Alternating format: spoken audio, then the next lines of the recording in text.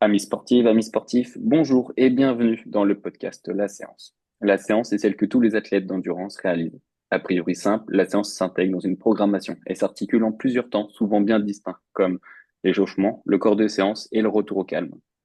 Toutes les séances ont ou devraient avoir comme objectif de faire progresser l'athlète. Mais pour cela, encore faut-il comprendre la philosophie de la dite séance. Aujourd'hui, on reçoit Cédric Goléa, le premier ultra-trailer que l'on reçoit dans ce podcast. Donc, bonjour et merci d'avoir accepté l'invitation. Salut, merci à toi de me convier à ton podcast. Avec plaisir. Mais du coup, je vais essayer de enfin, tu vas nous présenter une séance et juste avant, je vais essayer de faire un peu le portrait de l'invité qu'on reçoit aujourd'hui. Je te laisserai le Ouais, compléter par la suite si, il y a des choses que tu veux ajuster. ok. Alors du coup, tu es un ultra trailer faisant partie du team Compressport France qui a décidé il y a plusieurs années de se rapprocher des montagnes en déménageant avec sa famille à Gap, où on peut Mhm. retrouver dans cette ville ton cabinet de podologie, un métier qui, je suppose, a une importance cruciale dans la réussite des ultras. Tu nous en reparleras peut-être par la suite. Et niveau athlète, j'ai noté des beaux résultats, en tout cas des résultats plutôt bien cotés sur des distances de trail long, comme à la TDS que tu as bouclé en 2024 en 22h54 à la 17e place, un UTMB réalisé en 25h24 en 2021 avec un beau top 30 à la clé. Et je sais pas si c'est ton résultat préféré, mais je pense que, en tout cas, moi, j'imagine qu'une victoire, ça a toujours un goût particulier. Et en plus, pas loin de la maison, au trail des Crêtes à Guillest sur 65. Donc, voilà, félicitations déjà pour tous ces résultats. Et puis, s'il y a Merci. des auditeurs qui veulent en apprendre davantage sur ton profil, ton parcours d'athlète, et il y a des podcasts que tu as déjà réalisés, notamment le LTP 209 qui est disponible sur Spotify. Alors, voilà, si jamais après vous voulez en avoir davantage des informations, eh ben, je vous invite à écouter ces podcasts-là. C'est une description qui te correspond, c'est un portrait qui te correspond. Ouais, ouais, tout à fait. Tu as dit quelques résultats. J'en ai d'autres qui tiennent aussi une place particulière dans mon cœur. Mais déjà, ceux que t'as cités, effectivement, ont une importance. Et notamment, effectivement, le l'UTMB que j'ai déjà fait à plusieurs reprises et qui pour tout ultra trailer, est quand même une course à faire, je pense, au moins une fois. Et du coup, quand tu fais un résultat satisfaisant dessus, bah, forcément, ça Mm. marque. Ouais, c'est vrai que c'est un peu le Graal, je pense, pour pas mal d'ultra-trailers et y performer sur cette course a une grosse signification. Mais enfin, avant que tu nous partages du coup cette séance, si tu as une expérience, une course que tu souhaites nous partager, un truc qui t'a vraiment marqué, c'est le moment. Donc, si tu veux compléter, je te laisse la main.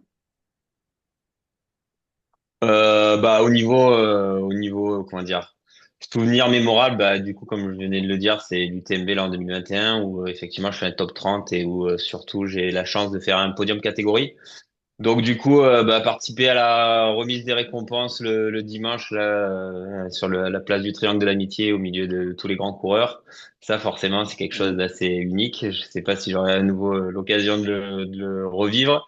Donc voilà, en termes de d'émotion de résultat, c'est vraiment ce qui m'a le plus touché. C'était pas ma meilleure performance au niveau athlétique, on va dire. Mm. Mais voilà, pour le souvenir, ça reste quand même quelque chose, je pense, dont je me rappellerai même dans mes vieux jours. Ouais, l'expérience au global, elle doit être folle. Et puis oui, c'est vrai, c'est ce podium, il doit marquer. En effet, ouais, ça doit être un top souvenir. Ouais, Ça, bah, je te le ouais, souhaite. Hein, écoute, j'étais avec Ludovic Pomeray sur le podium pour la petite histoire. ok. Je sais pas combien il avait fait au scratch cette année-là, mais ouais, ouais, on avait partagé le podium catégorie. Ouais, ouais, c'est vrai que ça doit marquer. Bah, je te le souhaite encore. Hein. Il y a encore du temps hein, pour faire des podiums. Hein. Avec un peu d'entraînement, Ouais, peut-être ouais, que ouais, ça passera. ouais, ouais, on verra. Ok, bah super. Et bah écoute, du coup, je pense que avec toutes ces années de pratique et toutes ces courses que tu as réalisées, je pense que la séance que tu vas nous partager, elle va nous être très utile à tous pour en apprendre davantage sur comment structurer une séance trail. Donc, pour faire la structure du podcast, on va essayer de suivre trois temps. La présentation de la séance, ensuite on attaquera son déroulement et puis on terminera par son bilan avant de conclure. Donc écoute, on attaque tout de suite par ce premier temps, la présentation de la séance. Est-ce que tu peux essayer de nous décrire la séance de manière le plus simple possible et ensuite on essaiera de définir son contexte juste après. Ok. Donc en fait, c'est une séance que j'ai l'habitude de réaliser plusieurs fois, même au sein d'une même prépa. L'objectif, c'est une séance un peu mixte dans le sens où elle fait travailler plusieurs qualités différentes. C'est des qualités qui sont aujourd'hui nécessaires sur trail et sur ultra trail. Donc ça te fait à la fois bosser tes qualités en boss sur différents niveaux d'intensité et être capable après ces enchaînements de montée-descente d'être capable de pouvoir relancer à plat et de courir sur une allure tempo globalement. Donc bah voilà, comme je te disais aujourd'hui, les ultras c'est plus de la simple randonnée. Il faut être capable de monter fort, de descendre fort et de courir relativement vite à plat. Donc voilà, c'est une séance qui est assez complète à ce niveau-là puisque tu travailles toutes ces qualités en même temps. Ok, ouais, donc c'est ouais, une belle séance mixte. T'avais des temps que tu réalisais du coup d'une manière spécifique, des exercices que tu faisais de manière spécifique, que ce soit en boss et du coup à plat. Ça ressemblait à quoi en détail cette séance que tu réalises du coup plusieurs fois avant enfin, tu as déjà réalisé plusieurs fois avant chacune de tes courses d'ultra. En fait, voilà, évidemment, comme toutes les séances un peu de fractionné, tu peux faire varier les durées d'intervalle. Donc, en fait, suivant la période à laquelle je vais le faire, je vais moduler la durée de ces répétitions. Et, après, la variable sur laquelle tu peux jouer, c'est évidemment le terrain, puisque le but, c'est d'essayer d'être spécifique par rapport à la course que tu prépares. Donc, si c'est une course bah, typée montagne avec des pourcentages assez élevés, bah, il faut essayer de s'y coller. Évidemment, c'est l'occasion de sortir tes bâtons, de travailler la marche bâton. Et voilà, donc après, si jamais c'est un ultra, c'est tout à fait modulable. Même si tu prépares un ultra qui est beaucoup plus roulant, où et bah, tu vas choisir une bosse qui colle à ce profil, où tu vas pour le coup courir tout le long.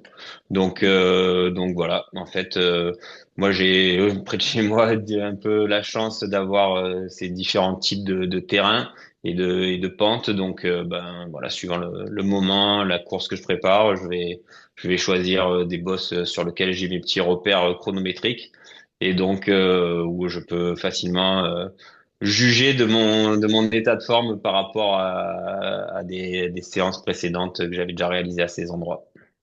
Ok, ok. Donc oui, ça vraiment, t'adaptes le profil de la course à ta séance d'entraînement du coup, pour que ça Ouais, colle et que ce soit complètement. les mêmes qualités. Hmm. La dernière fois que tu l'as réalisé du coup, par exemple, c'était quel objectif la course? Tu l'as placé à quel moment de cet objectif? Et du coup, Euh, qu'est-ce que t'as fait en termes de durée d'effort, que ça soit du coup en boss et du coup sur le plat ensuite? Bah là, le dernier ultra que j'ai préparé, c'était début septembre, c'était la Swiss Peaks en Suisse. Donc je l'ai faite. Globalement, j'aime bien la placer comme dernière grosse séance de rappel, on va dire. Mhm. Donc je la place à J-14, 2 semaines avant la course. Donc là, en l'occurrence, la Swiss Peaks, je savais que ça allait être du terrain assez montagneux avec des gros pourcentages en montée et également des parties un peu plus roulantes. Donc là, en l'occurrence, je l'ai faite bah, près de chez moi à Charance. Je l'ai fait sur une pente qui oscille entre 15 et 25%, parce qu'elle n'est pas tout à fait régulière, Mhm. évidemment, avec bâton, évidemment. Donc après les durées, donc en fait, on verra après en détail la séance, mais donc le début de la bosse, tu l'as fait sur à peu près au niveau de ton premier seuil. Là, je crois que je faisais des répétitions, enfin une durée de 8 minutes, enchaîné après avec 12 minutes où tu montes d'un niveau et là tu passes sur ton deuxième seuil, deuxième seuil haut. Donc voilà, essayer vraiment de maintenir une intensité élevée, plus élevée que ce que tu vas faire en Mhm. ultra, mais globalement voilà, être capable encore de faire monter le cardio et de maintenir ce niveau d'intensité sur une durée d'à peu près 12 minutes. Ok. Après, tu fais une redescente. La redescente, tu la fais pas à bloc, mais par contre, tu la fais quand même à allure soutenue. C'est pas de la récup. Donc, Mhm. descente rapide. Et donc, voilà. Après, tu reproduis cette même montée-descente. Là, avant la Swiss Peak, je l'avais fait 5 fois Ok. montée-descente. Et donc, en fait, en bas de la cinquième répétition, sans temps de récupération, là, tu enchaînes directement sur du tempo à plat. Et là, globalement, je fais varier la durée du tempo entre 20 et 40 minutes. Donc là, j'avais fait 30 minutes en l'occurrence. Ok. Donc là, le but, c'est d'essayer d'être voilà une allure tempo SV1. Et voilà, et tu finis après par un petit retour au calme. Oui, je me doute qu'après, le retour au calme, il doit être petit. Donc ouais, Ouais. c'est assez costaud. 14 jours avant ta course. Du coup, à la Swiss Peak, c'était lequel de format que t'as fait en course à la Swiss Peak? Cette année, c'était le 70 kilos, 75 kilomètres sur lequel j'étais aligné. Ok, donc ouais, Et 75. ouais, il y avait 75 kilomètres et 5000 mètres de dénivelé. Donc, tu vois, ça fait quand même un ratio assez important. Oui. Donc, Ah ouais. voilà. Elle s'est bien déroulée cette course? Ouais, ça s'est assez bien déroulé. J'ai terminé cinquième au scratch. Ok. Après, on va dire que la gestion de course, j'ai été un peu joueur, c'est-à-dire que j'étais en tête sur le premier tiers de la course. Je suis parti globalement sur des ultras, je suis plutôt en mode remontada sur la deuxième partie de course. Mhm. Et là, j'avais envie d'essayer d'un peu plus jouer devant. Donc, je suis parti un peu vite. En boss, franchement, j'ai été tout le long très très bien. Je pense que j'étais au-dessus, enfin, j'étais un peu au-dessus des Oui. autres. Et donc, mais par contre, après, je pense que le départ était quand même un peu trop agressif pour la durée d'effort. Et Mhm. du coup, sur la deuxième partie de course, j'ai un peu perdu du terrain. Et donc, voilà. Et après, surtout, ce qui m'a vraiment coûté sur cette course, c'est que c'est un petit détail, mais qui n'en est pas un. Du coup, au final, j'ai fait un mauvais choix de chaussures. Ok. Et en fait, il s'avère qu'il avait plu toute la semaine là-bas en Suisse et j'avais pas pris en considération cet élément et du coup le terrain était hyper gras et avec mes chaussures, ben c'est des chaussures un peu une nouvelle génération là, carbone, Pebax et compagnie et surtout il y avait très peu de crampons et du coup, en fait, j'ai galéré des descentes. Le terrain était très gras, donc au final, je faisais que de gagner. Sur toute la course, je gagnais du temps dans les bosses, mais j'en perdais beaucoup trop en descente pour pouvoir plus jouer devant. Donc voilà, je me suis satisfait de cette cinquième place, mais bon, j'étais quand même assez content, on va dire, de l'intensité d'effort que j'ai réussi à mettre tout le long de la course. Oui, oui, oui, bah c'est une course qui est vraiment sympa la Swiss Peak enfin, et ça est souvent humide hein, parce que la dernière fois que je l'ai faite aussi je m'étais dans les descentes ça patinait sévère hein. Ouais, il y a pas Ok. mal il y a pas mal de boue, je sais plus quand est-ce que c'était, mais oui, dans les descentes je me souviens que ça patinait fort. Ok, donc pour Ouais. cette course de 75 km, enfin Hmm. 70 km, tu avais quand même placé du coup 5 fois 20 minutes d'effort en bosse, découpé en deux temps, Ouais. avec du SV1 bâton, Hmm. 8 minutes, plus ensuite Hmm. direct 12 minutes SV2, donc vraiment là tu devais pousser fort. Ouais. Une descente rapide, donc ça 5 fois, et ensuite Hmm. t'attaquais direct avec voilà, une partie course à pied sur terrain peut-être moins pointu, enfin sur terrain plutôt plat, mais roulant en tout cas, où tu faisais re Ouais. du SV1, re du tempo. Donc ouais, on va essayer de les définir, tous ces trucs SV1, SV2 et tempo. Comment toi tu pourrais les expliquer simplement? Et du coup, est-ce que tu pourrais nous donner des exemples de qu'est-ce que ça donne pour toi? Je sais pas si tu utilises la vitesse ascensionnelle ou tu te concentres que sur la fréquence cardiaque ou juste le ressenti. Voilà, comment tu fais toi pour définir ces notions et du coup te les approprier pour ensuite les utiliser sur les séances.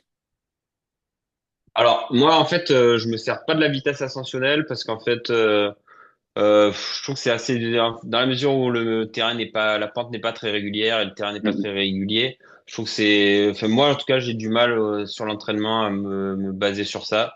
Je jette toujours un coup d'œil, c'est une donnée que j'ai sur ma montre, mais je vais pas caler mes intensités sur ça. Je trouve que c'est trop difficile de s'y fier et d'être régulier à ce niveau-là. Donc en fait je me base essentiellement sur la fréquence cardiaque et Ok. surtout sur le ressenti d'effort, parce qu'après bah, ça dépend peut-être des individus, mais moi j'ai remarqué que ma fréquence cardiaque était très influencée par mon niveau de fatigue. Donc en Mhm. fait, j'ai des fois où, surtout en fin de prépa, quand t'es un peu fatigué, bah le cardio il monte un peu moins. J'essaye de pas être trop, enfin uniquement focus sur ça. Après, je pense que de toute façon, avec l'expérience, tu sais quand Ouais. tu es à un certain niveau d'intensité au premier, au deuxième seuil ou en endurance fondamentale. Mais voilà, j'ai toujours, je cours toutes mes séances, je les fais avec la ceinture fréquence cardiaque. C'est une donnée que j'utilise en permanence, aussi bien pendant la séance qu'après en analyse post-séance. Mhm. Mais voilà, je pense quand même que le ressenti d'effort, quand tu as un minimum d'expérience, ça reste quand même la donnée la plus fiable. En trail, hein. Sur route, on Mhm. va dire que ça va être autre chose. Tu as des allures, etc., que tu peux facilement checker. Mais voilà, en trail, je trouve que le ressenti, quand tu te connais, ça reste la donnée la plus fiable. Ok, ouais, donc si on devait la conseiller à des gens qui font du trail ou des gens peut-être un peu plus débutants en trail, le ressenti avec un SV1 où il faut quand même être dans l'effort. En plus, tu lui disais que c'était plutôt en mode bâton, donc on bâtonne, mais il faut être légèrement essoufflé, quoi. Et ensuite, Hmm. par contre, tu montes d'un cran sur les dernières 12 minutes. Là, on monte vraiment d'un cran et on parle plus, quoi. Là, pour le coup, on est vraiment dans l'effort, quoi. Ouais, parce que là, en plus, c'est du SV2 haut, hein, ouais, Mhm. là, en l'occurrence, je pense, enfin, bon, il s'avère que je suis tout seul, je vais pas m'amuser à parler, mais je n'en serais Oui, pas capable, hein. Là, le ouais. but, effectivement, c'est quand même d'aller chercher une intensité quand même vraiment haute. Te mettre dans un effort vraiment poussé, quoi. Donc euh, après, en termes de fréquence cardiaque, moi, globalement, ma FC max, bon, ça fait longtemps que je l'ai pas tapé, mais sur le dernier test en labo que j'avais fait il y a 2 ans, je montais à 174, donc c'est pas très haut. Mhm. Voilà, après j'ai une fréquence au repos, je suis à 36, 37, globalement, si on veut une fourchette au niveau des plages de fréquence cardiaque à respecter, moi mon SV1, je sais que je vais être à peu près aux alentours de entre 145 et 152, 153. Et le SV2, c'est au-dessus en montant jusqu'à à peu près 162, 164 max.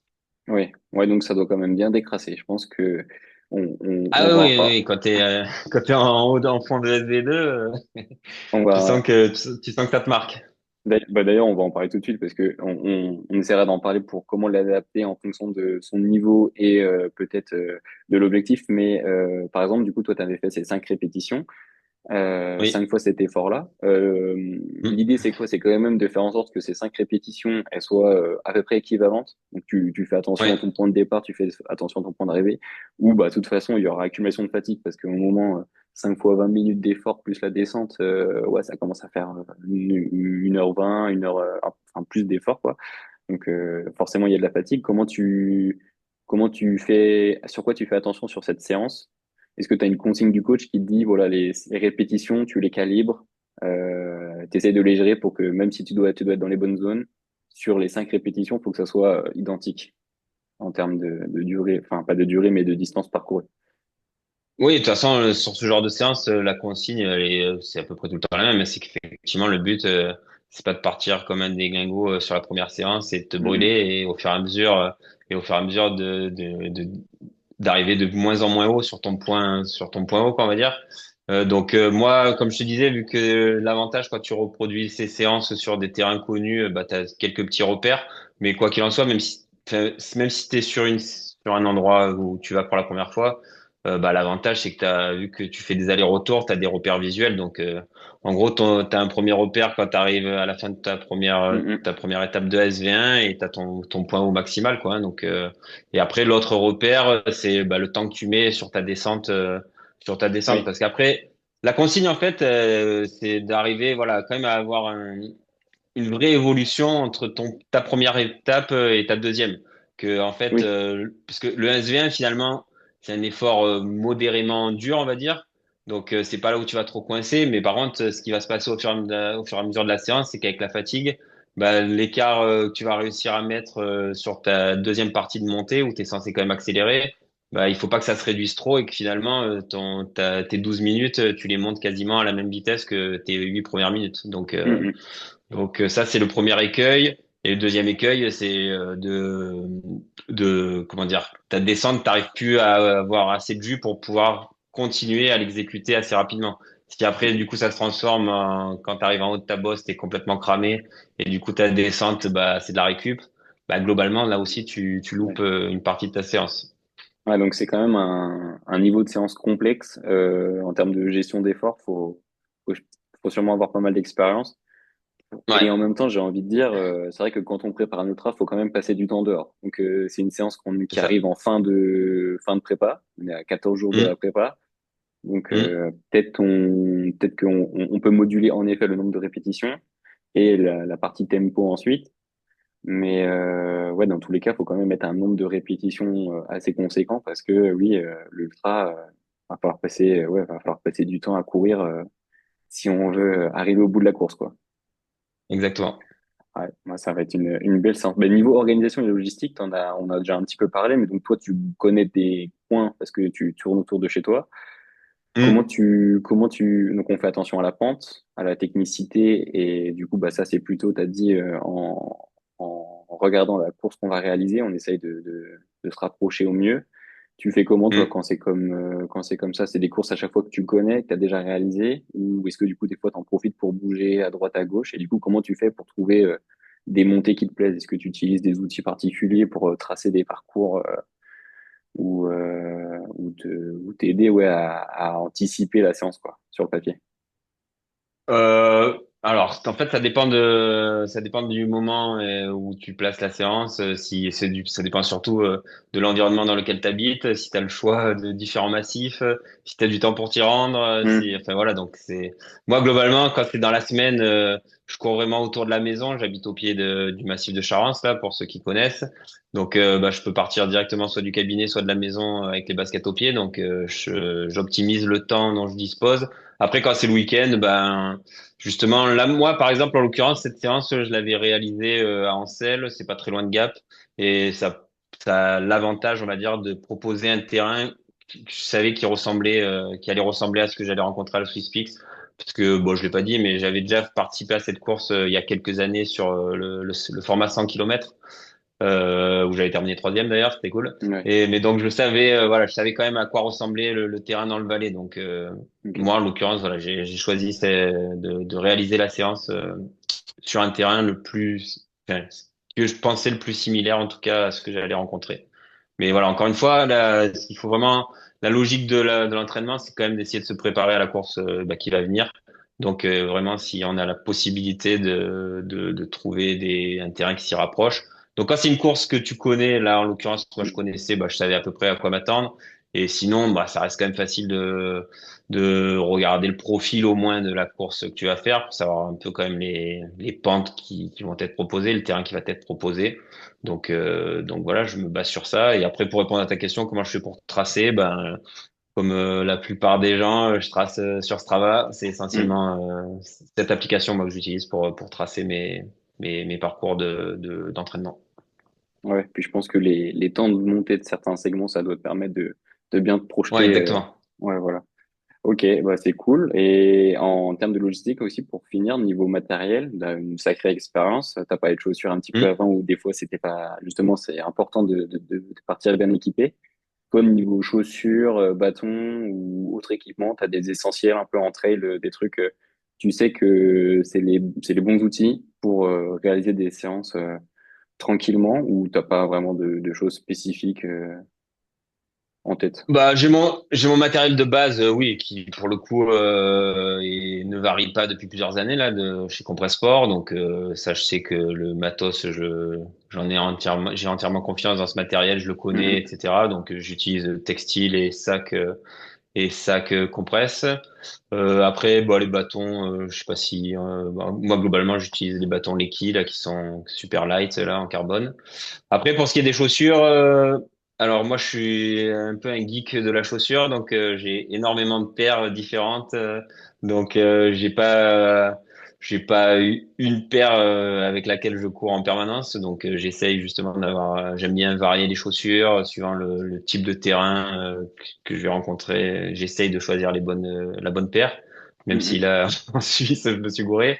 Mais voilà globalement. Après, je sais pas si tu veux que je te cite les chaussures avec lesquelles je cours, mais Bon, principalement, peut-être, mais ouais, donner une idée de ta paire actuelle, par exemple, celle que bah là, cette tu dois en saison, en prendre qu'une, quoi. l'occurrence, ouais, là, en l'occurrence, cette année, j'ai vraiment beaucoup couru avec les On Cloud Ultra Pro, qui est la chaussure Ok, qui est sortie cette année et qui, pour le coup, pour moi, est vraiment cette année, je trouvais que c'est la chaussure que j'ai trouvé la plus aboutie ok, en termes de légèreté, en termes de dynamisme, en termes de confort.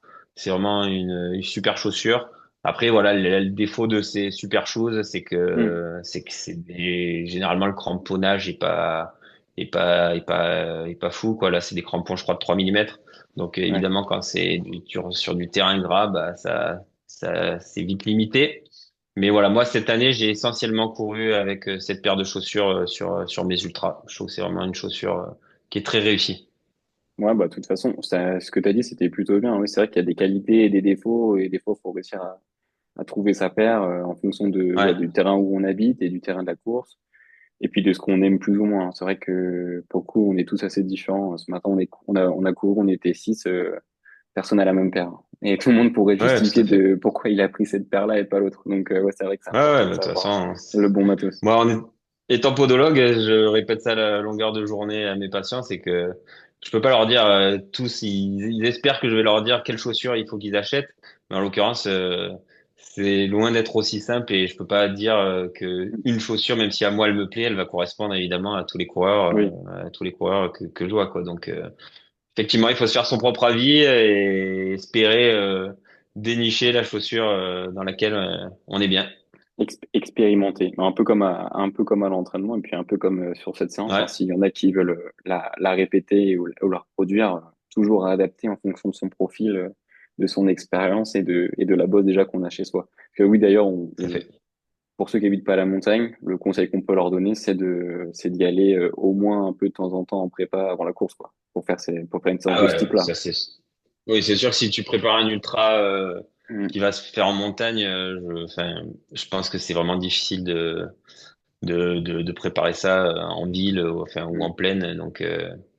Donc après, si même si t'es pas vraiment en montagne, mais moi par exemple avant j'habitais dans le sud et j'ai déjà préparé des UTMB en habitant que dans le sud, quoi. Donc c'est pas des montagnes à proprement parler, c'est des collines, mais voilà, tu peux quand même faire du Oui, dénivelé, tu fais un peu plus de répétitions d'aller-retour, mais voilà, il faut s'exposer. Et de toute façon, l'entraînement c'est ça, hein, il faut s'exposer à ce que tu vas trouver dans ta course. ouais, oui. Donc oui, il faut conseiller à ceux qui préparent des ultras d'aller au moins D'aller. passer des week-ends en montagne. C'est ça, ouais.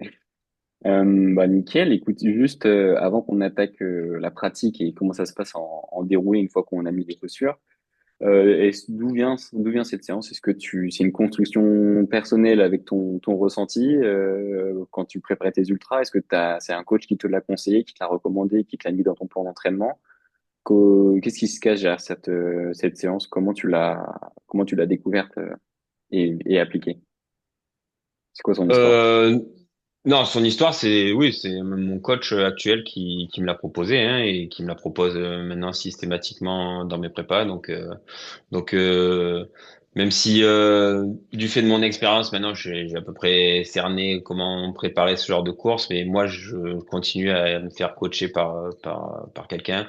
Donc en l'occurrence, j'ai commencé à faire cette séance il y a quelques années et je sais que lui et moi on aime la remettre Mhm. systématiquement dans les phases de prépa. C'est qui ton entraîneur, si tu peux le citer? Ouais, Enfin, c'est Nicolas Martin. ok.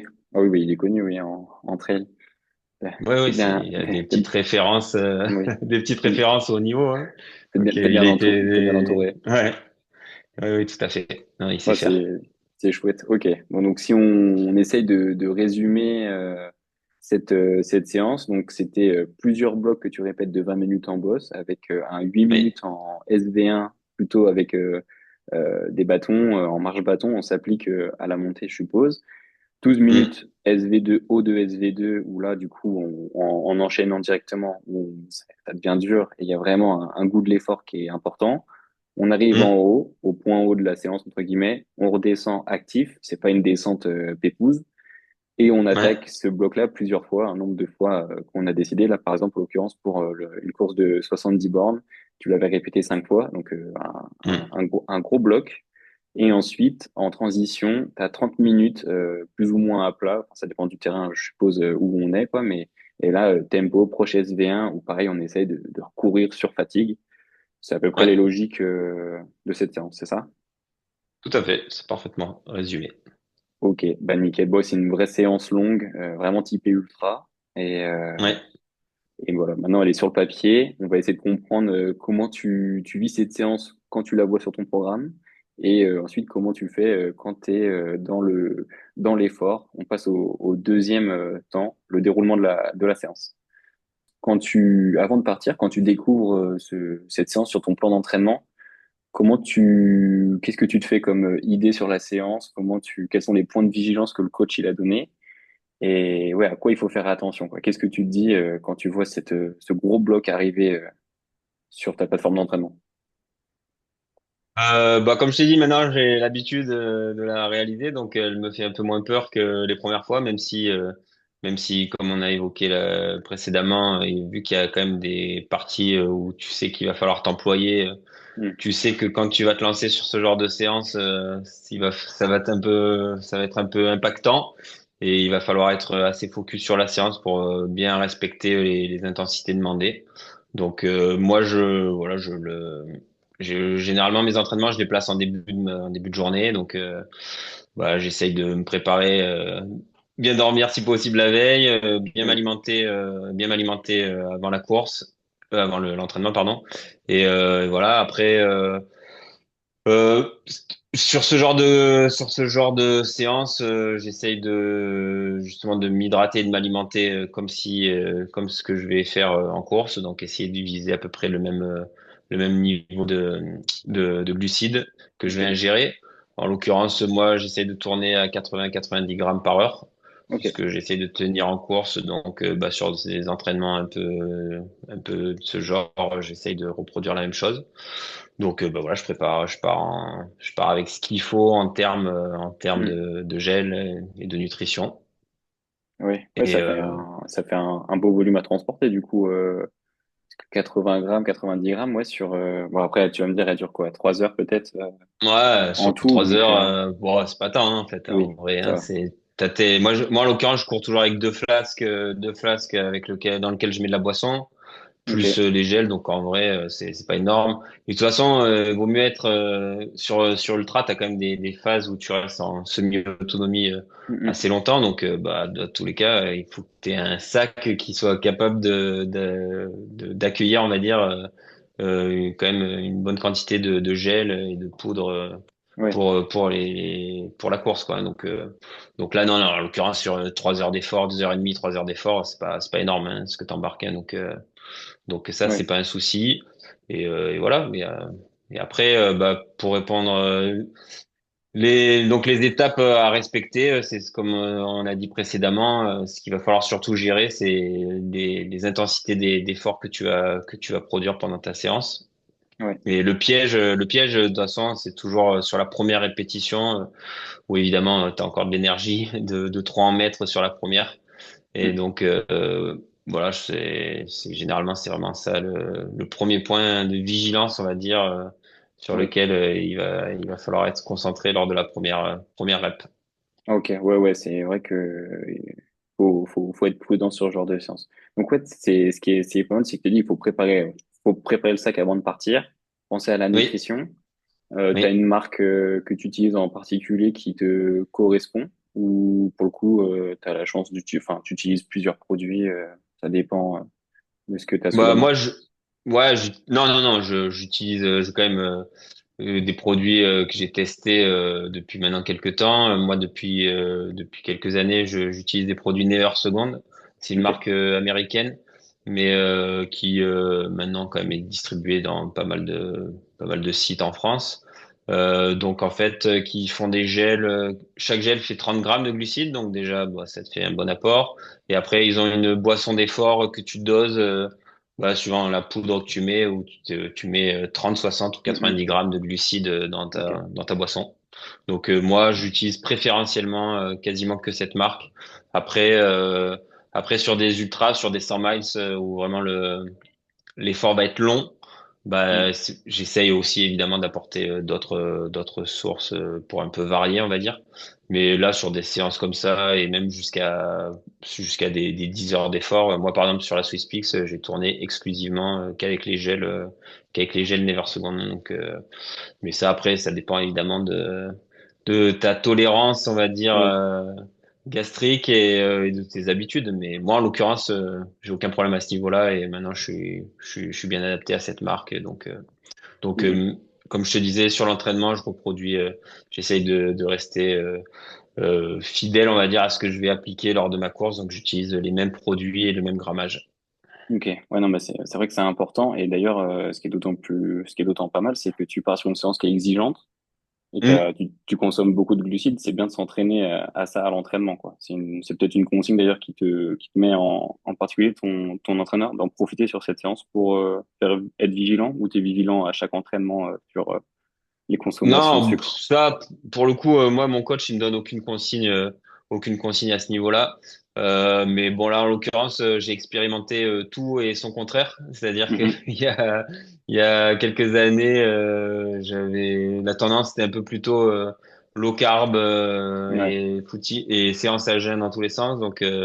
J'ai expérimenté pendant quelques années ça et ça a des avantages, mais surtout ça a des désavantages à ouais, mon avis.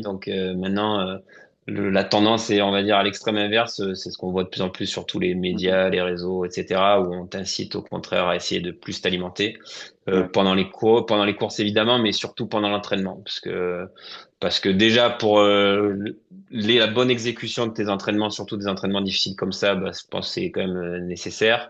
Après, pour tout ce qui est évidemment récupération entre tes séances et pouvoir tenir sur la durée des prépas qui sont assez longues. Et après, en dernier point, c'est surtout, comme je te disais, c'est que le but, c'est aussi de te préparer à ta course. Si ouais, tu fais tous tes entraînements sans t'alimenter et que le jour de la course, tu te dis, il faut que j'arrive à ingérer 80, 90 grammes par heure et que ouais, tu t'y es pas entraîné, ça va forcément mal se passer 1 heure, 2 heures, 3 heures, mais au-dessus, ouais. Ouais, souvent ça il va y bloque. avoir un petit problème. Voilà. Donc ça, c'est quelque chose que je fais spontanément maintenant sur quasiment tous mes entraînements. Je vais m'alimenter, donc plus ou moins suivant la durée, suivant l'intensité de l'entraînement, Ouais. mais je fais quasiment plus d'entraînement à l'eau, quoi. Ah ouais, non, mais je pense que cette transition que tu as dû avoir là entre le moment où tu mangeais rien et quand t'as commencé à remettre pas mal de sucre, ça a dû être le jour et la nuit sur les séances. T'as dû te sentir quand même beaucoup plus en forme, beaucoup moins fatigué, Ouais, quoi.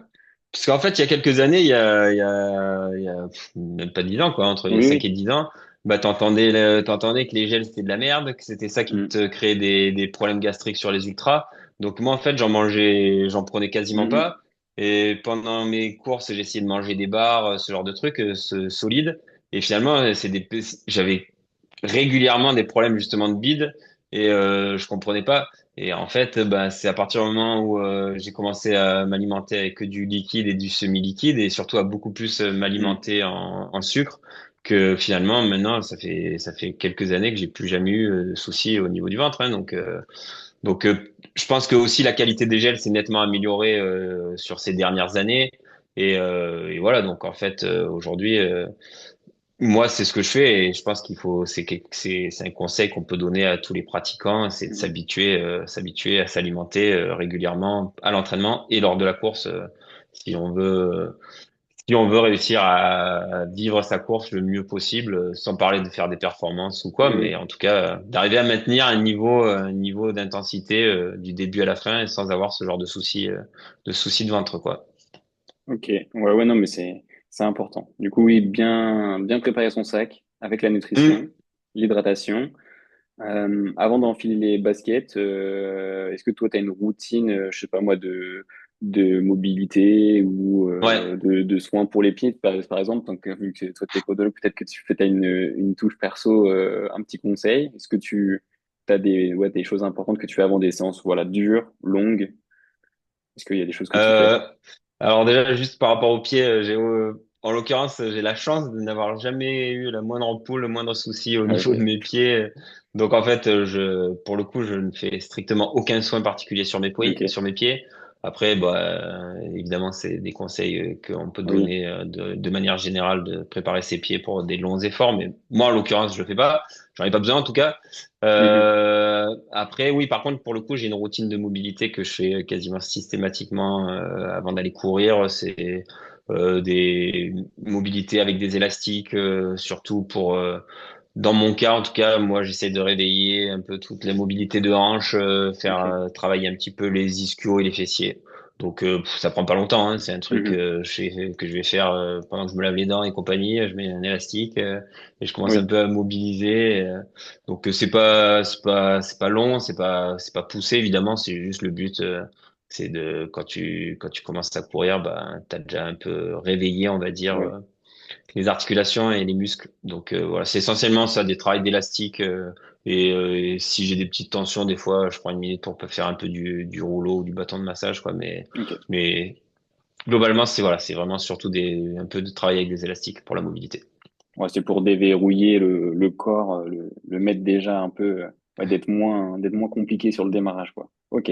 En fait, Donc, dans mon cas, je pense que c'est à la fois pour déverrouiller, mais c'est en même temps, je trouve ça aussi c'est une petite routine qui commence déjà à te faire rentrer dans ta séance, quoi. Tu sais que quand ok. tu commences à faire ça, quelque part, bah, tu commences un peu à switcher sur ton entraînement. Et moi, en tout cas, dans mon cas, je sais que quand je fais ça, ça veut dire que ça y est, je vais partir courir, quoi. Donc, je trouve que ça a aussi ce rôle.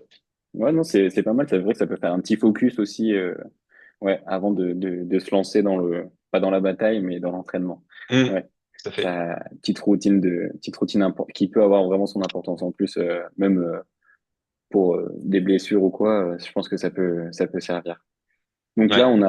on a préparé le sac, on a vu la séance, on l'a comprise. C'est parti, on nous a chaussé les chaussures. Est-ce que tu fais un échauffement particulier? Enfin, parce que là, c'est quand même le corps de séance est copieux. Est-ce que tu as un Mm. échauffement qui est précis ou là, en l'occurrence, juste un footing suffira, pas de consigne particulière avant d'attaquer le premier bloc? En fait, là encore une fois, c'est quelque chose que tu peux moduler qui te permet, si tu veux rajouter du volume facile. Donc là, en l'occurrence, quand je fais à 15 jours de la course, le but c'est pas encore un peu plus de rajouter du volume, mais quand je le fais plutôt dans la prépa, des fois je fais un échauffement plus ou moins long qui peut être jusqu'à 1 heure Ok. pour créer de la pré-fatigue et créer du volume supplémentaire Mhm. bah, sur ta séance. Mais là, en l'occurrence, à J-14, là, la séance est déjà suffisamment Oui. copieuse. Ça sert à rien d'en faire encore plus. Donc moi, généralement, mon échauffement, il dure à peu près 15 minutes. Je fais 5 minutes vraiment très facile. Et après, 10 minutes progressifs où j'essaye sur la fin de l'échauffement, les 2, 3 dernières minutes, d'être à peu près au SV1. Mhm. Et voilà, donc j'essaye de faire une fin d'échauffement un peu plus active. Et après, des fois, je fais quelques gammes si je sens que j'ai besoin encore un peu plus de réveiller la mécanique. Mhm. Mais ça, c'est pas quelque chose que je fais de façon systématique. Mais ça peut m'arriver. Ok. Ok. Ouais, donc c'est vrai que là, le corps de séance est tellement long, on arrive proche de la course. Vu que le bloc est conséquent, c'est vrai Ouais. que voilà, l'échauffement peut-être à moduler, mais quand même tu mets en chauffe la machine pour attaquer ce premier bloc en boss. On Ouais. va revenir un peu juste sur un peu les trois étapes qu'il y a dans ce travail dans la bosse. Au niveau des Hum, bâtons sur la partie S20, donc le premier 8 minutes, hum. comment tu t'attaques avec les bâtons? C'est-à-dire, est-ce qu'il y a un travail particulier, une application que tu dois mettre ou toi c'est devenu naturel? Comment tu conseillerais d'attaquer cette partie-là? Alors moi, c'est devenu, évidemment, j'ai quand même un peu d'expérience, on va dire, des bâtons, Mhm. donc maintenant c'est devenu plus naturel. Mais en fait, le but, on va dire, pour les gens qui comprennent en fait l'objectif de cette première partie, effectivement, c'est de faire une marche bâton, mais appliquée, efficace. En fait, il faut être concentré. Le but, c'est que tes bâtons ils soient utiles, juste pas que tu Mhm. promènes tes bâtons. Donc en fait, il faut vraiment travailler sur ton mouvement, ta poussée du bâton.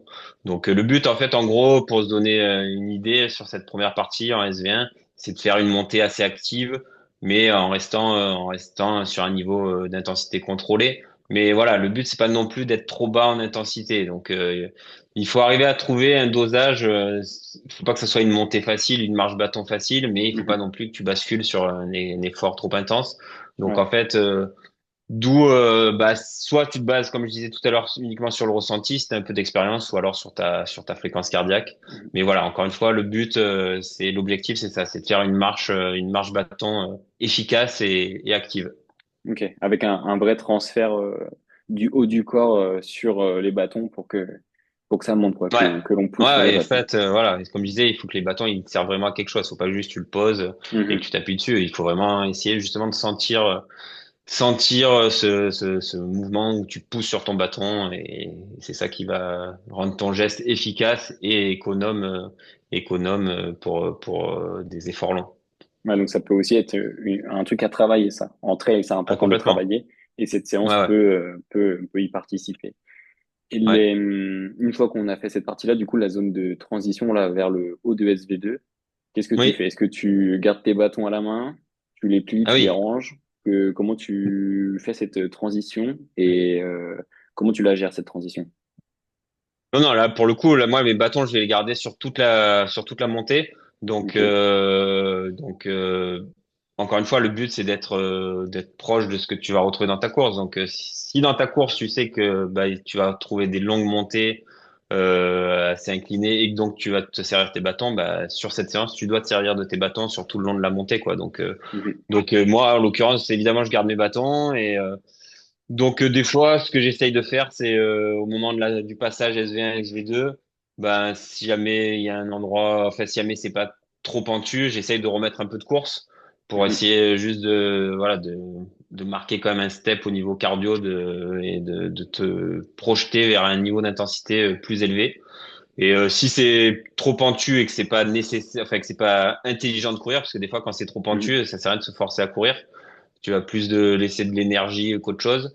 Donc en fait, bah c'est juste que tu te mets à pousser beaucoup plus fort sur tes bâtons et vraiment et à sentir que tu te retrouves sur un niveau d'intensité élevé. Mhm. Ouais, je vois. Ok. Ouais, donc c'est une transition à gérer, mais il faut marquer Hmm. l'effort. Il y a vraiment un cran de passer dans la difficulté entre Ouais. ces deux étapes, quoi.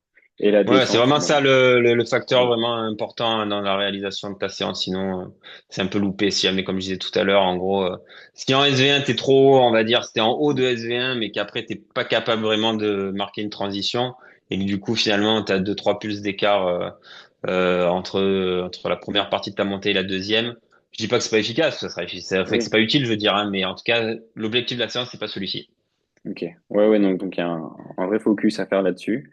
Et une fois Hmm, qu'on a checké un peu où est-ce qu'on est arrivé pour bien vérifier que on déconne pas sur les plusieurs répétitions qu'on fait, on attaque hmm. la descente. Donc là, tu t'as dit, il faut quand même, on joue avec le terrain, on s'engage quand même dans la descente, quoi. C'est pas, Ouais, le on plus fait dur, 30 secondes là-haut, quoi. voilà, c'est ça. Le plus dur, c'est ça. C'est en gros, c'est vraiment la première minute parce que quand même, bah, quand tu fais 8 minutes de SV2 haut, t'arrives en haut, t'es quand même, tu Mhm, commences déjà un peu à avoir les yeux qui piquent et t'es plus très, tu commences à sentir quand même que ça commence à être dur. Donc en fait, le but justement, c'est d'arriver à basculer direct en mode descente. Donc là, en l'occurrence, moi, je plie direct mes bâtons. Je les range, et là, t'essayes de repartir. Voilà. Le plus dur, encore une fois, c'est vraiment le début, d'arriver à te forcer à quand même relancer, enfin, à pas te laisser juste redescendre dans l'autre sens, mais essayer de te forcer à mettre encore de l'engagement dans ta descente. Voilà, faut juste pas se laisser tenter par l'envie de marquer une petite pause ou en tout cas de mhm, commencer la descente, commencer la descente tranquille pour récupérer. Parce que là, encore une fois, le but de la séance, c'est ça, c'est essayer d'arriver à être capable de s'engager directement dans la descente après une montée difficile. Ah oui, non, mais c'est qu'au final, à la fin de ce bloc-là, tu as fait pas mal de bornes finalement, de dénivelé Ouais. positif et de dénivelé négatif. On est vraiment sur un premier bloc qui te saisit. Je pense que c'est Oui, oui. un premier truc. Et si on attaque sur le deuxième bloc tout de suite, comment tu l'abordes enfin, mentalement et physiquement sur les deux aspects-là? Comment tu l'abordes ce deuxième bloc? Enfin, je suppose que ça dépend Deux- des séances, mais ce deuxième bloc, je Deuxième veux bloc, dire, tu veux dire la deuxième montée ou le non, non, bloc à plat? la partie à plat, parce que du coup, les montées, on avait vu qu'il Ah, fallait faire attention de toujours être ok. bien, à peu près bien régulier et du coup être en gestion et en perception de l'effort. Mais ouais, moi, ce qui m'intéresse maintenant, là, c'est ce moment où voilà, on a fait ce gros volume en montée et en descente et qu'après, il faut Ouais, qu'on se tape encore entre 20 et 40 minutes. Mais là, en l'occurrence, tu avais dit par exemple 30 minutes proche du ouais, SV1. ouais. Comment tu l'abordes ouais, physiquement et mentalement? Parce que faut se Oui, là remobiliser encore. pour le coup, moi, à mon niveau, je trouve que c'est vraiment la partie la plus dure de la séance, hein, parce que mécaniquement, bah, t'es quand même impacté évidemment Mm. par l'effort que tu viens de faire, surtout par le dénivelé négatif quand même, qui mine de rien fait son effet.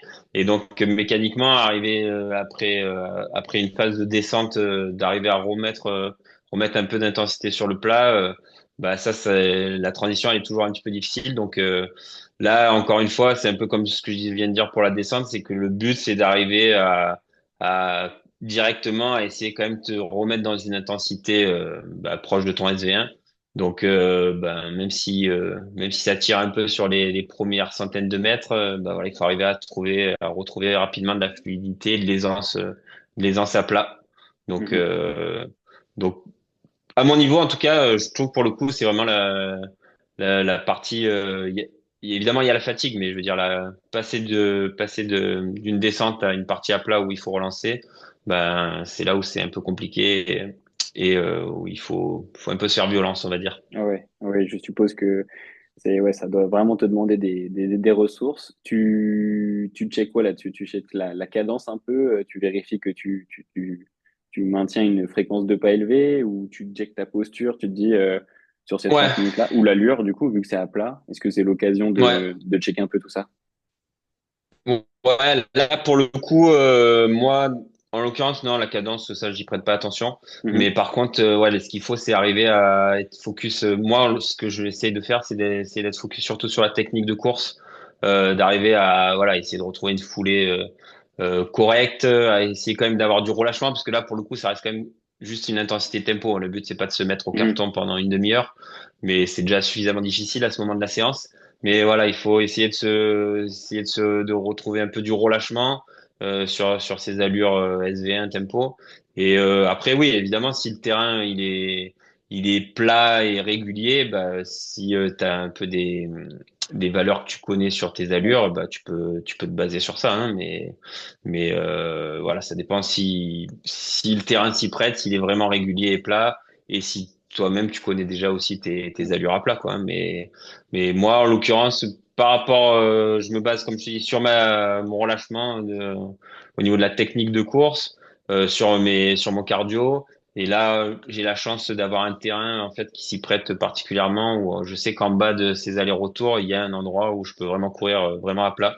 Donc, Mhm. euh, donc oui, là, en l'occurrence, moi, je peux me servir de mes vitesses à plat. Ouais, ce deuxième bloc qui vient en fait valider encore des allures de course après la fatigue, quoi. Ouais. Ok, ouais, Mais c'est. là, en fait, là, pour le coup, je pense que il faut quand même, si jamais t'as pas ce terrain qui est vraiment parfaitement Mhm. plat, là, il faut vraiment se baser sur ton ressenti d'effort et surtout sur ta fréquence cardiaque si tu maîtrises pas assez le ressenti. Parce que Ok. le risque, voilà, c'est vraiment un peu de tomber avec la fatigue, t'es tenté, on va dire, de pas courir trop vite, quoi, hein. Donc, Ouais. si ton ressenti d'effort compte tenu de la fatigue, il est un peu faussé, biaisé, bah si en gros sur ce type de vitesse à plat, normalement tu es censé être sur du 6 sur 10 on va dire Mhm. en RPE, mais si tu es déjà un petit peu amoché on va dire par le premier bloc, bah si toi tu as l'impression tu vas te dire ah, je suis à 6 sur 10 mais quand en réalité bah tu forces plus vraiment que tu vois que ton cardio t'es vraiment bas, bah il faut en remettre une couche quoi pour essayer Oui. de coller à l'objectif. Ouais, c'est quand même un vrai bloc, quoi. Il n'est pas à négliger, Ouais, il est pas. oui, Il faut oui, quand même c'est s'impliquer vraiment. et surveiller qu'on est bien dans l'effort pour aller jusqu'au bout de l'exercice, quoi. Exactement, oui, c'est pas Et juste, encore une fois, c'est pas juste courir à plat pendant une demi-heure sur du footing, parce que là, mhm. c'est vraiment une partie tout aussi importante que ce que tu as fait avant sur tes up and down. Est-ce que du coup, pour gérer tout ce travail, tout ce volume quand même qui est complexe, Est-ce que Hmm. toi, tu as des leviers, des habitudes un peu psychologiques, mentales que tu t'es mis en place pour le faire déjà tout seul, ce genre de séance, à tenir l'entraînement. Et du coup, peut-être que tu réexploites en course, mais est-ce que tu as des choses que tu t'es mis en place d'un point de vue mental pour faire ces séances-là? Non, non, pour le coup, j'ai pas Ça passe. de. Après, moi, je fais partie des gens qui aiment bien m'entraîner Mhm. et qui aiment bien réaliser. J'aime bien j'ai le travail bien fait. Donc, en fait, je sais que je vais essayer de réaliser la séance comme il faut essayer de la réaliser. Je fais au mieux, Ok, évidemment, mais voilà. Donc, en fait, j'ai pas besoin d'avoir d'autres leviers pour essayer de me pousser sur ce genre d'entraînement. ok. Ouais, bah, d'ailleurs, on en reparlera de cette envie, tu sais, c'est une vraie motivation d'avoir envie de faire la séance qui est sur le papier et Ouais, qu'on on délivre, entre guillemets, ce qu'on nous a commandé correctement à l'entraîneur. C'est vrai que c'est aussi une motivation extrinsèque, mais c'est hyper important. ouais. Pour terminer ce volet-là, on a fait du coup l'échauffement, le premier bloc, le deuxième bloc. On arrive au retour au calme. Là, Hmm. je pense qu'on s'attarde pas trop sur le retour au calme. Là, en l'occurrence, à J-14, non, c'est comme je disais tout à l'heure pour l'échauffement, bah là, ça va être du 10 minutes, hein, donc il Hmm. n'y a pas besoin d'en faire plus. Après, encore une fois, si c'est fait plus tôt dans ta prépa et que tu veux rajouter du volume, bah c'est le moment pour le faire, hein, rajouter du Mhm. volume, volume facile. Quand tu prépares de l'ultra, de toute façon, Ouais, bah, il faut faire du volume. Ça fait aussi partie, ça peut être aussi une forme d'entraînement, c'est d'arriver justement à rajouter derrière du volume facile, même sur de la fatigue que tu t'es créé sur de la séance. ouais. Mais voilà, si on s'en tient au timing là de J-14, là en l'occurrence, le retour au calme, 10 minutes seront bien suffisants. Ah oui, oui, je pense que cinq fois le travail en montée, le travail à plat. Oui, je pense qu'on a Mm. déjà une belle Oui, séance qu'il oui, va falloir assimiler parce qu'à J-14, voilà, il va être temps ensuite de faire du jus, comme on dit. Et tout à fait. ben, et ben nickel. Et t'en as un petit peu parlé, ça va nous permettre d'aller au bilan et à tous les apprentissages qu'on va pouvoir en tirer de cette séance. Toi, du coup, avec Nicolas Martin, la séance, voilà, tu l'enregistres, tu la partages sur quel type de plateforme, comment vous faites votre retour de séance, c'est-à-dire, voilà, est-ce que tu fais un partage d'expérience, t'expliques comment tu as tout ressenti, tu mets des notes RPE, est-ce que tu vas beaucoup dans le détail, parce que là, c'est une séance qu'on peut appeler clé. Donc, Ouais. voilà, comment tu fais ton retour sur ce genre de séance? Bah nous on travaille sur la plateforme Nolio, donc c'est Ok. une plateforme d'entraînement qui est franchement très au point. Euh, à la fois j'ai mon programme d'entraînement sur cette plateforme et ma montre elle est connectée à la plateforme, donc j'ai à la fois dans un sens la séance qui s'importe sur ma séance et à l'après une fois que ta séance est finie, bah c'est transféré directement sur la séance, sur la Ok. plateforme pardon. Ensuite, oui, sur ce genre d'entraînement, oui, j'essaie de faire des retours assez détaillés, à la fois sur bah, le RPE évidemment, sur les sensations, et après, bah, il y a toute une partie commentaire où je vais mettre les détails qui me semblent Ouais. utiles pour les donner à mon coach, et lui après, il peut évidemment analyser toutes les données de ma séance, toutes les métriques quoi, cardiaque, vitesse ascensionnelle. Enfin, il y a tout Mhm. sur cette plateforme. Oui. Tu peux vraiment exploiter toutes les données que tu veux. Donc, c'est assez complet. Et voilà. Donc, moi, oui, j'ai l'habitude. Bah, t'as pas besoin d'écrire des romans, mais oui, Oui, oui. c'est important, je pense, effectivement, de donner un ressenti le plus précis possible à ton entraîneur. Surtout quand tu le fais à J-14, bah, ça te permet, toi, de valider, si la séance est bien passée, ça te valide évidemment un point de passage important et ça te met en confiance pour la course. Mais inversement, si ça s'est moyennement passé, Oui. bah, pour l'entraîneur, c'est important de façon à ce qu'il puisse, parce que moi, généralement, cette dernière séance, c'est la dernière séance avant la période d'affûtage. Donc, bah, du coup, en fonction de comment tu passes la séance, bah, il va pouvoir m'adapter la dernière partie sur l'affûtage jusqu'à la course. Ouais, bah, c'est un peu ce que j'allais te dire, parce qu'en fait, maintenant, une fois que tu l'as réalisé, je sais pas à quel point, voilà, tu es peut-être un geek de tes analyses. Est-ce que toi-même, tu fais le travail et de checker ce que Oui, tu as fait, mais voilà, comment toi, tu interprètes ces résultats? Parce que oui, il y a un scénario positif, t'as tout bien fait, et puis il y a un scénario un peu, voilà, un peu mitigé. Et donc, du coup, voilà, comment tu fais en fonction du scénario positif, enfin, comment vous faites avec ton entraîneur, comment vous faites en fonction du scénario, voilà, positif, de cette séance? Est-ce que, du coup, l'affûtage, c'est quoi? C'est très léger, quelles sont les clés à peu près Euh, de la suite d'une Ça, en séance fait, réussie? ouais, c'est un peu la question à laquelle j'ai pas encore de réponse parce que l'affûtage, c'est quand même très compliqué. Donc, j'ai testé plusieurs affûtages différents. Moi, en l'occurrence, ce qui me correspond, c'est de maintenir quand même un volume relativement élevé, on va dire, jusqu'au bout. J'ai déjà essayé des affûtages où je déchargeais très fort sur les derniers 15 jours pour espérer arriver le plus frais possible. Et moi, en l'occurrence, ça me correspond pas vraiment. Donc, Ok. généralement, j'ai des mauvaises sensations quand je fais ce genre d'affûtage. Donc, pour le coup, j'essaye de garder un volume globalement par rapport au volume de cette semaine là, S-3 jusqu'à J-14. Sur la semaine d'après, je réduis à peu près à 70%, 80% du volume de cette Mhm. semaine-là. Et après, encore un peu plus sur la dernière semaine. Ok. Mais moi, je sais que j'aime bien continuer à courir jusqu'au bout, quoi. Je fais un affûtage, on va dire, relatif. Ok, ouais, ouais, je vois.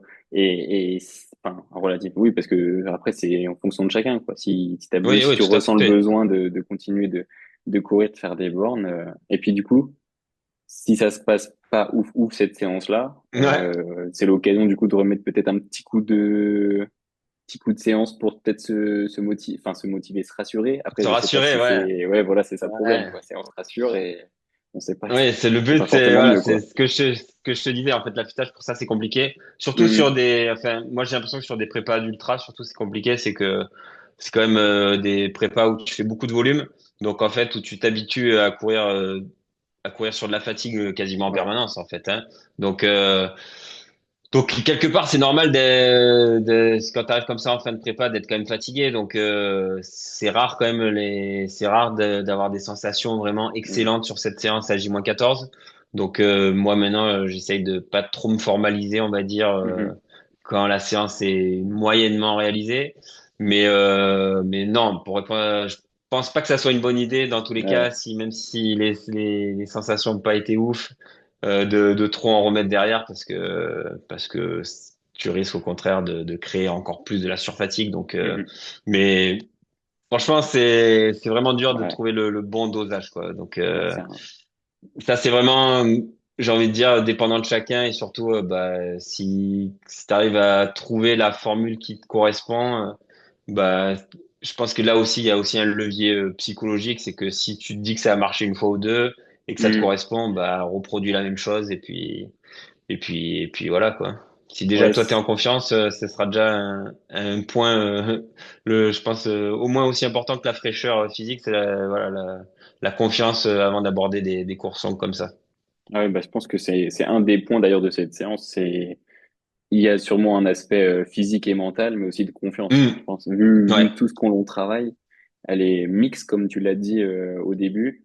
Et je pense qu'en effet, une fois que tu places une séance costaud comme ça, il y a un apport, certes physique et physiologique, ça c'est indéniable, mais je pense que mentalement, c'est pareil. Il doit aussi rassurer parce que ça doit faire des beaux chiffres quand on l'enregistre sur la montre. Ouais, c'est ça, c'est la séance, elle fait plaisir quand tu éteins la montre et que tu vois les datas, généralement, Mm. tu sais que tu sais que t'es pas sorti pour rien. Voilà, c'est sûr. Et d'ailleurs, on va en parler une fois que tu l'as enregistré et on a analysé un peu les séances. Toi, en termes de Hmm. récupération, sur le moment, un peu les quelques heures qui suivent, qu'est-ce que tu mets en place pour vraiment assimiler tout ce travail?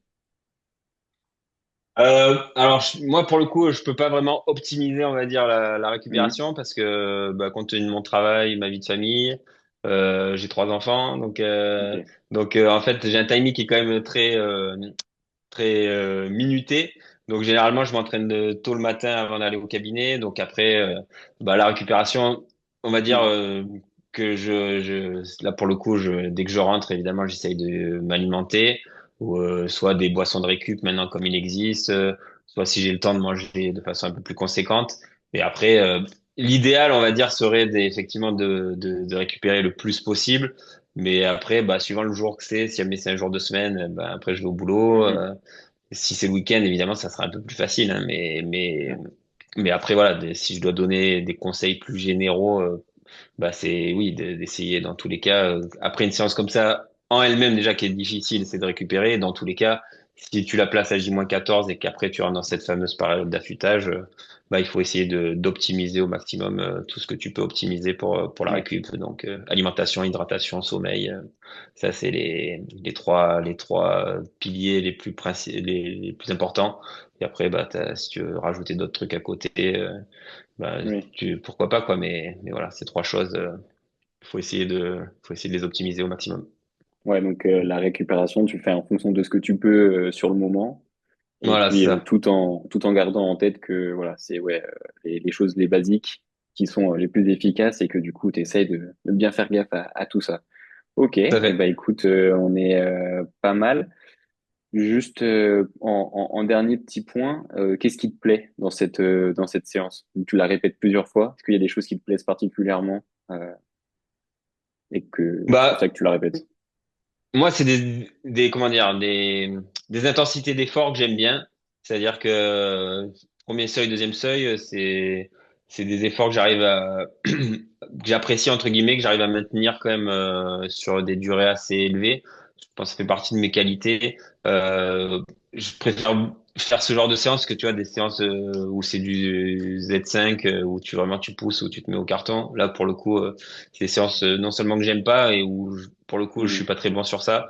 Donc voilà, moi pour ça c'est ce que j'aime dans cette séance, c'est que c'est des intensités assez soutenues, mais moi que j'arrive maintenant à gérer, on va dire.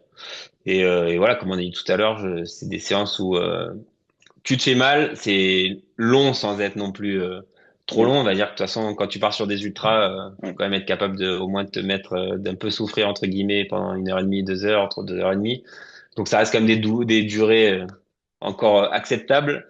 Et voilà, et c'est surtout des séances qui, comme on a dit, qui te mettent en confiance quand tu les finis, quoi. Donc moi, voilà. En plus, maintenant, comme c'est une séance que j'ai reproduit plusieurs fois, bah voilà, je sais que qu'elle marque la fin de la prépa et que quand Ouais. tu finis cette séance, eh ben tu sais que derrière bah la course arrive et que ça va être un peu plus allégé. Donc le job est fait.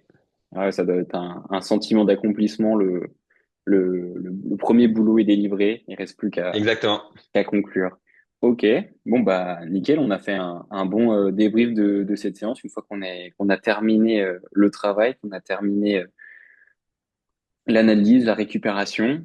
Si on essaye de conclure sur cette séance, donc on a une séance qui est mixte et elle s'intègre à J-14 d'une course plutôt d'ultra, dans lequel on va moduler le premier bloc en boss. Donc si on essaie de récapituler, c'est un échauffement qui est assez court, on monte quand même, on fait monter le cœur sur la fin. Et puis ensuite on attaque avec un bloc, on répète en boss, qui se décompose en trois grandes étapes du SV1 à bâton de 8 minutes. Ensuite, on attaque SV2 12 minutes en transition où là, pareil, on a vraiment un changement d'effort qui doit être marqué. On arrive au point haut de l'exercice et on redescend de manière active au point initial où on reprend ce cycle de SV1 bâton, SV2 du coup en effort assez intense et redescente active. Ça, on l'enchaîne un nombre de fois variable en fonction de la course que l'on prépare. Là, par exemple, pour un 70 km, tu avais poussé le curseur à 5, donc déjà assez conséquent. Et puis sans transition, une fois que les répétitions sont faites en boss, on attaque sur une partie plutôt à plate, où on vient travailler du SV1, où là on fait attention à bien être à SV1, pas être trop dans le relâchement, enfin à être dans le relâchement dans le sens physique, mais à rester concentré dans l'effort pour maintenir une certaine intensité quand même. Une fois qu'on a fait ce bloc entre guillemets à plat, en fonction du terrain qu'on a, on lève le pied enfin sur le retour au calme, qui peut être plus ou moins court en fonction de la borne qu'on aime faire, mais globalement, le travail est fait. Donc, c'est une séance ouais, mixte, dense, qui apporte du positif au niveau physique, enfin physiologique, et puis mentalement, parce qu'elle marque la fin d'une grosse prépa et l'arrivée de la course. Donc, merci pour cette grosse présentation de séance qui s'adresse du coup à nos amis trailers et ultra trailers. Est-ce que tu aurais un coup de pouce, un dernier conseil pour ceux qui veulent essayer de la faire cette séance? Qu'est-ce que tu leur dirais avant de se lancer corps et âme dans ce chantier? Bah, ce qui est important, c'est de bien choisir son terrain. Donc, comme j'ai déjà dit quelques fois, par rapport à la course qui est à venir, et surtout d'essayer de trouver une bosse qui s'y prête. Où tu as la possibilité de faire tes up and down et après la possibilité de faire une partie plus à plat ou à minima roulante. Donc voilà, bien réfléchir en amont à la bosse que tu vas choisir pour ta séance. Mhm. Ça c'est pour la partie terrain et après bah comme on a déjà évoqué, bien être concentré. C'est une séance qui demande quand même de la concentration pour bien la réaliser et rester tout le temps dans les bons niveaux d'intensité demandés. Ok, bon, bah, je pense que tout est dit, hein. C'est une séance qu'il faut tester, je pense. En tout cas, j'ai hâte, je l'ai noté. Je sais pas si tu t'es inscrit à la course qui va avoir lieu proche de chez nous au Grand Trail de Serpenson pour septembre prochain. Les Je ne inscriptions, sais pas, c'était hier. j'ai pas encore planifié ma saison Ok, 2026, mais j'ai déjà participé l'année oui, dernière au Grand Trail de Sarpenson. ok. Mais ouais, effectivement, là, j'ai vu qu'il y avait des nouveaux organisateurs, Mm, qu'il va y mm. avoir des nouveaux parcours. Mm. Donc, ça peut me tenter, une petite course à la maison et sur un terrain de jeu qui est vraiment super beau. Donc, Ouais. à voir. On verra en Ouais, bah, 2026 ce que je vais faire. bah, n'hésite pas. Si jamais c'est à ton calendrier et que tu veux partager un petit peu les sentiers proches d'Embrun, ça serait avec grand plaisir. Et puis, bah, si Ok. on s'envoie cette séance-là, moi, ça me permettrait d'avoir un repère pour me dire, ah oui, donc c'est ça les athlètes qui font des courses, qui jouent la course en ultra. Ça Ouais, pourrait être sympa. avec plaisir. Parfait. Est-ce que tu connais un athlète ou un coach qui, pareil, fait des séances intéressantes comme ça et qui pourrait nous partager une séance dont il a le secret? Bah moi évidemment mon coach Nicolas Martin avec sa Mhm. connaissance de l'entraînement, je pense que il a une toute Ah oui, une ribambelle de séances à te proposer qui peuvent être intéressantes. Donc déjà lui une première personne à qui tu pourrais t'adresser. Après il y a sinon je fais aussi il y a Christophe Mallardet aussi qui est un entraîneur ok. que je connais bien aussi et qui lui aussi pourrait te proposer des séances très intéressantes. Et après bon niveau athlète, t'as le choix, hein. Oui, Il y a plein de coureurs dans le coin de qualité qui oui, peuvent oui. aussi te donner des séances intéressantes. Super. Bon, bah, merci pour les conseils et puis je les contacterai si jamais ils ont des séances à proposer. On voit qu'avec une séance, on peut aborder vraiment beaucoup de notions. Donc, merci pour le Ouais, partage, tout ce que tu nous as transmis, que ce soit sur la nutrition, les allures, les ressentis. C'était vraiment complet. Donc, ouais, ok, vraiment bah je encore t'en merci prie. pour ce partage. Et puis, bah, écoute, on te souhaite de planifier une saison 2026 intéressante et on espère qu'elle te réussira avec des J'es- belles places, des belles perfs. J'espère aussi. Bah, en tout cas, merci à toi pour l'invitation. Bon courage à tous les coureurs qui vont essayer de faire cette séance. Profitez bien, amusez-vous bien. Et puis, si vous avez envie de me contacter pour d'autres informations sur la séance ou autre, n'hésitez pas. Il n'y a pas de souci. Super. Bah, merci beaucoup. Allez, Je t'en ciao. prie. Merci. Ciao, bonne journée. Voilà, c'est la fin du cinquième épisode. Merci Cédric Golia pour ce moment d'échange autour d'une séance clé qui vous donnera des idées et des pistes pour vos séances d'entraînement de fin de préparation d'ultra.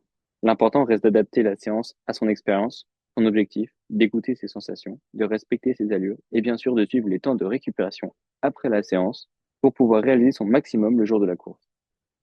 On peut suivre les nouvelles de Cédric Golia sur Instagram et regarder les bêtes bombées qu'il réalise dans les Hautes-Alpes proches de Gap sur Strava. Vous retrouverez toutes les informations dans la description de l'épisode. Je vous donne rendez-vous sur la page Instagram de la séance Le Podcast pour retrouver la séance mixte et Ultra Trail façon Cédric Goléa en explication. Merci pour votre écoute. N'hésitez pas à vous abonner, partager, commenter et liker. À bientôt pour la prochaine séance. D'ici là, bon entraînement les sportifs. Ciao.